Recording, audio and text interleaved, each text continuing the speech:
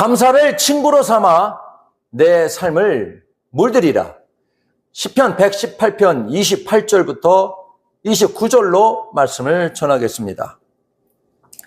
여러 물품들을 가지고 이동하던 길에 불편함을 느껴서 끈을 찾게 되었습니다. 버려진 2개의 끈을 찾게 되었고 하나의 끈으로 물품을 묶었습니다. 그런데 그 끈에서 향기로운 향기가 나는 겁니다. 아마도 향나무를 묶어둔 끈이었던 것 같습니다. 또 하나의 끈으로 다른 물품을 묶으려고 하니까 묶을 수가 없었습니다. 이유는 악취가 나는 끈이었는데 아마도 쓰레기를 묶어둔 끈이었던 것 같습니다. 겉보기에는 똑같이 생긴 평범한 끈이었습니다. 그런데 전혀 달랐죠. 하나에서는 그윽하고 깊은 향나무 향기가 났고 다른 하나에서는 코를 찌르는 지독한 쓰레기 악취가 나는 것입니다. 끈 자체가 달랐던 것이 아닙니다.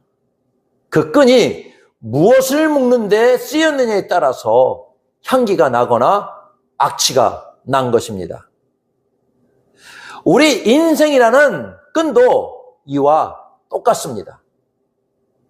남들이 보기엔 그저 평범하고 별거 아닌 인생 같아 보여도 우리가 감사라는 향나무를 내 인생에 단단히 묶고 살면 우리에게서는 향기가 나게 됩니다. 하지만 반대로 내 삶이 불평이라는 오물을 붙들고 그것에 묶여 살면 우리 인생에서는 원치 않는 악취가 날 수밖에 없습니다. 내 삶의 향기는 내가 무엇을 붙들고 사느냐에 달려있는 것입니다. 이처럼 감사는 우리가 어쩌다 한번 찾는 손님이 아니라 늘 가까이 하고 동행해야 할 가장 친한 친구 같습니다. 감사를 친구로 삼아 늘 함께 해보십시오. 그러면 신기하게도 내 생각에서 내 입술의 말에서 향기로운 긍정적인 말을 시작하게 될 것입니다. 감사는 단순히 기분이 좋아지는 것이 아닙니다. 감사는 아주 강력한 힘이 있습니다. 내 안을 가득 채우고 있던 어두운 불만과 삐딱한 불평들을 버리게 될 것입니다. 그리고 그 빈자리를 주님이 주신 감사들로 하나하나 채워나가며 결국 내 삶 전체를 감사로 가득 채우게 되면 감사의 사람으로 살게 되는 것입니다. 또한 이 감사라는 친구는 전염성도 무척 강합니다. 내가 먼저 감사하는 사람이 되면 그 기분 좋은 감사 바이러스는 나에게만 머물지 않습니다. 내가 사랑하는 가족에게, 매일 만나는 직장 동료에게, 그리고 우리 공동체로 소리 없이 번져나갑니다. 그리하여 결국에는 내가 속한 모든 것을 향기로운 감사의 공동체로 완전히 변화시키는 놀라운 역사를 일으키는 것입니다.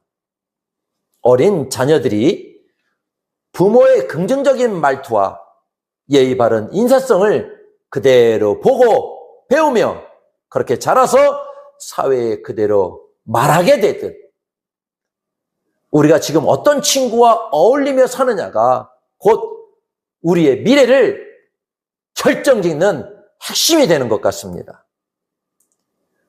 불평이라는 나쁜 친구를 멀리 하십시오. 근심과 걱정, 불안, 초조함을 가져다주는 그런 친구와 멀리 하셔야 그 빈 공간에 감사 친구를 불러올 수 있는 것입니다. 이제 감사라는 긍정적인 친구와 함께 하셔서 삶 전체가 감사로운 삶이 되셔야 합니다. 우리가 누구와 함께 하느냐에 따라 우리 인생의 향기가 결정되는 것입니다. 감사는 결코 환경이 저절로 만들어주는 선물이 아닙니다. 감사의 씨앗은 하나님의 자녀인 우리 안에 이미 심겨져 있습니다. 다만 우리가 고단한 환경에 지쳐서 그 소중한 감사를 잠시 잊고 산 것뿐입니다. 우리는 어느덧 주님이 주신 은혜를 너무나 당연한 권리처럼 여기며 살고 있습니다. 그러나 당연하게 여겼던 감사나 잊었던 감사가 뒤늦게라도 생각이 나신다면 바로 그때가 하나님이 우리에게 주시는 최고의 회복 기회입니다. 다 지나간 일인데 이미 늦었어. 포기하지 마시고 다시 연락해서 그때 참 고마웠습니다. 경황이 없어. 이제야 인사드립니다라는 그런 늦은 감사가 끊어졌던 관계를 다시 연결하고 메말랐던 우리 영혼을 다시 살려내는 것입니다. 성경에 고침을 받은 10명의 나병 환자들은 모두 똑같은 기적을 체험했지만 오직 한 사람만이 길을 가다가 돌이켜서 주님께 달려와 감사를 드렸습니다. 주님은 그 늦게라도 돌이켜 드린 감사를 보시고 그의 육체적 고침을 넘어서 영혼의 구원이라는 큰 선물을 주신 겁니다. 우리도 마찬가지입니다. 별것 아닌 나를 누군가의 소중한 아내와 남편으로 또 신앙 공동체의 일원으로 세워주신 그 은혜가 문득 깨달아진다면 미루지 마시고 지금 감사하시는 것이 좋겠습니다. 뒤늦게라도 돌아와서 감사드린 그 한 사람처럼 우리도 지난 세월과 시간 속에 너무도 고마웠던 일들이나 사람이 있다면 늦은 표현이지만 돌이켜서 감사하셔야 할 것입니다. 지나간 시간들이지만 지금 당장 생각나는 감사의 대상이 있다면 그 대상이 사업장의 사장님이나 거래처의 사장님 혹은 직장 동료, 우리의 이웃, 친척, 가족이라면 주저하지 말고 문자 한 통이나 전화로 감사의 표현을 하시기 바라겠습니다. 지나간 시간들 참 고마웠습니다. 미안했습니다. 함께 해주어 고맙습니다라는 감사의 표현은 서로의 관계를 든든하게 할 것입니다. 잊었던 감사를 기도하며 표현하게 되면 하나님의 능력과 사랑이 우리에게 나타나게 될 것입니다. 주님께도 온 마음을 다해 그동안 잊고 지냈던 감사를 기도로 올려드리는 것입니다. 좋은 마음이나 감사의 마음은 바로바로 하는 것이 좋겠습니다. 시간이 지나면 지날수록 표현은 자꾸 마음에서 멀어지게 되어 나중에는 내 마음속으로만 남겨지고 상대에게는 전달할 수 없게 될 수 있습니다. 비록 몸이 아프고 형편이 넉넉하지 못해도 우리는 늘 감사하셔야 합니다. 내가 오늘 죽음의 자리가 아닌 생명의 자리에 있음을 감사하셔야 한다는 것입니다. 병원이나 요양원에서 치료를 받고 계신다 해도 감사하셔야 합니다.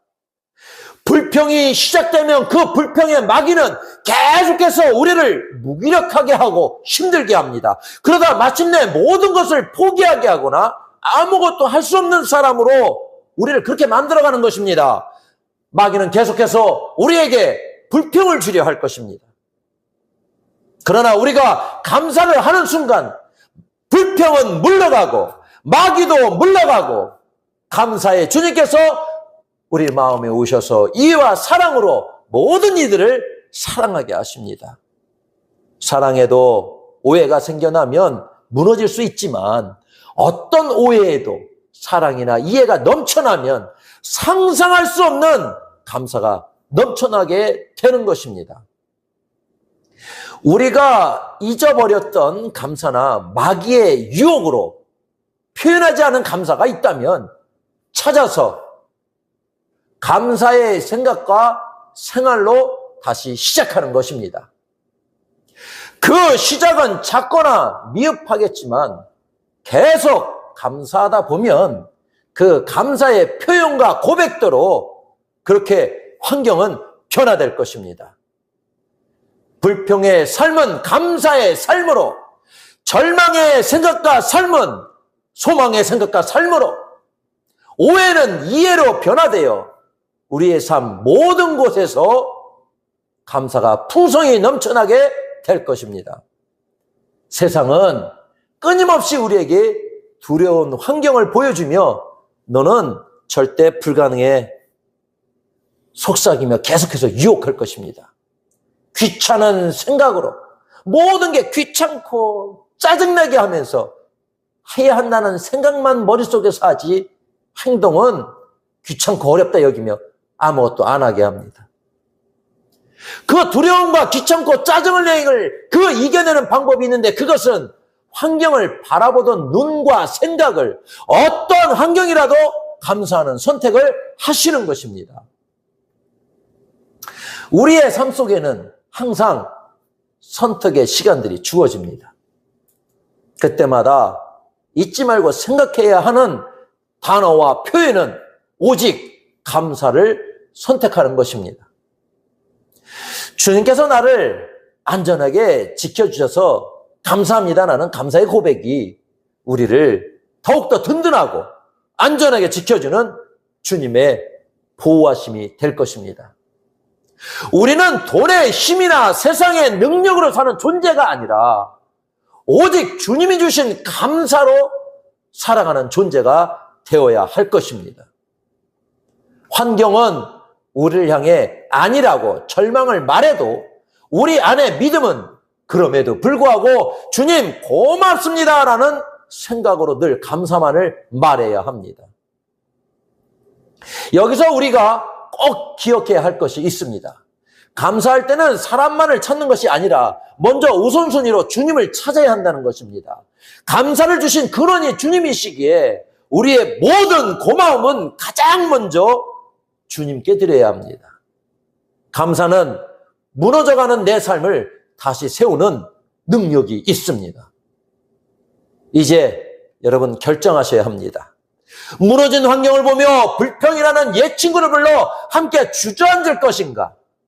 아니면 하나님의 약속을 믿고 감사라는 친구를 불러서 다시 일어날 것인가를 선택하셔야 합니다.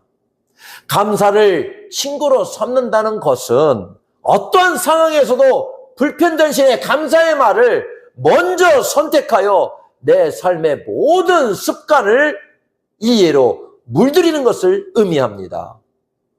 이처럼 잃어버렸던 감사의 마음이 회복될 때 비로소 끊겼던 모든 관계가 연결되고 우리의 영과 육이 함께 건강해지는 역사가 일어날 것입니다. 무너진 자리 위에 우리를 이전보다 더 높이 세워주시는 그 하나님의 놀라운 은혜를 누리시기를 소망하겠습니다. 여러분, 우리의 삶은 기다림의 연속인 것 같습니다. 사랑하는 사람을 기다리고 친구를 기다리고 따뜻한 봄을 기다립니다. 하지만 세상의 기다림은 늘 불안을 동반합니다. 약속이 어긋날까 봐 초조하고 기대가 무너질까 봐 실망의 가능성을 늘 안고 살아갑니다. 그러나 우리 믿음의 성도의 기다림은 세상과 본질적으로 다릅니다. 이미 약속된 확신 속에서 드리는 소망의 감사로 기다리기 때문입니다. 우리가 어떠한 절망적인 상황에서도 인내하며 미리 감사할 수 있는 근거는 단 하나입니다. 바로 우리를 향한 하나님의 선하심과 인자하심이 영원하기 때문입니다. 여기서 말하는 하나님의 인자하심은 결코 변치 않는 사랑을 뜻합니다. 우리가 무언가를 잘해서 받는 보상이 아니라 하나님께서 우리에게 무상으로 주신 영원한 선물입니다. 하나님의 인자하심을 깨달은 영혼은 감사를 억지로 따내는 것이 아니라 마음 깊은 곳에서 터져나오는 감사를 고백하게 됩니다. 좋은 친구와의 약속이 기다리는 사람에게 이미 큰 기쁨을 주듯 하나님의 약속은 세상 그 어떤 인간의 약속보다 확실합니다. 그렇게 우리는 절망 속에서도 소망의 뿌리를 깊게 내리며 아직 오지 않은 미래를 향해 미리 감사할 수 있어야 하겠습니다. 하지만 우리 현실은 어떠합니까? 일하고 놀고 처리해야 할 세상의 일들이 너무나 많습니다. 그 바쁜 일상에 치여서 감사할 시간도, 감사를 충전할 마음의 여유도 없다고 느낍니다. 일주일 내내 세상에서 치열하게 전쟁을 치르듯 살다가 주일 예배 1시간 앉아 있는다고 정말 내 영혼이 충전될까? 무너진 마음이 힐링되고 회복되는 것이 가능할까? 라는 의구심을 갖게 되실 겁니다. 세상에는 우리를 유혹하고 즐겁게 할 것들이 너무나 많기 때문입니다. 그러나 여러분, 분명히 기억하셔야 합니다. 예배 시간을 기다리는 것은 세상의 즐거움을 기다리는 것과는 차원이 다른 진정한 기쁨을 기다리는 것입니다. 예배는 단순히 의무적으로 1시간을 때우는 그런 자리가 아닙니다. 매 말은 우리 영혼의 하나님의 인자하심을 가득 채우는 영적인 완전 충정소입니다. 세상에 줄 수 없는 근원적인 만족과 평안이 바로 이 예배의 자리에서 생산됩니다. 미래에 대한 불확실한 환경은 우리에게 결코 감사를 가져다 주지 못합니다. 하지만 우리가 예배를 통해 감사는 일시적인 기분을 넘어 세상을 이기는 영원한 능력이 됩니다. 예배를 기다리는 그 사모하는 마음 자체가 이미 우리의 삶에 감사의 조건을 만들고 기쁨을 만들어내는 것입니다. 세상 사람들이 우리를 이해하지 못한다 해도, 심지어 우리의 눈으로 도저히 감사할 조건이 보이지 않는 환경이라 해도 우리는 소망을 가지고 기다려야 합니다. 지금 당장 고난의 자리에 있다 할지라도 그것을 소망을 위한 하나님의 훈련 과정으로 여기며 입술의 불평을 멈춰야 할 것입니다. 주님이 주시는 확신 안에서 소망을 먼저 고백할 때 감사는 그 믿음의 고백 위에 단단히 서게 되는 것입니다. 감사는 무너져간 내 삶에 나를 이전보다 더 굳건하고 높게 세우는 강력한 힘입니다. 눈앞의 당장 큰 문제보다 하나님의 영광을 먼저 바라보며 감사를 선택하셔야 합니다.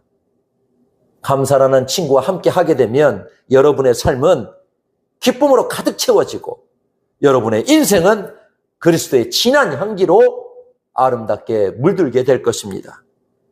지금 여러분의 삶은 무너져 있습니까? 혹은 간절한 소망 중에 눈물로 기다리고 계십니까? 그렇다면 지금 감사라는 친구를 부르십시오.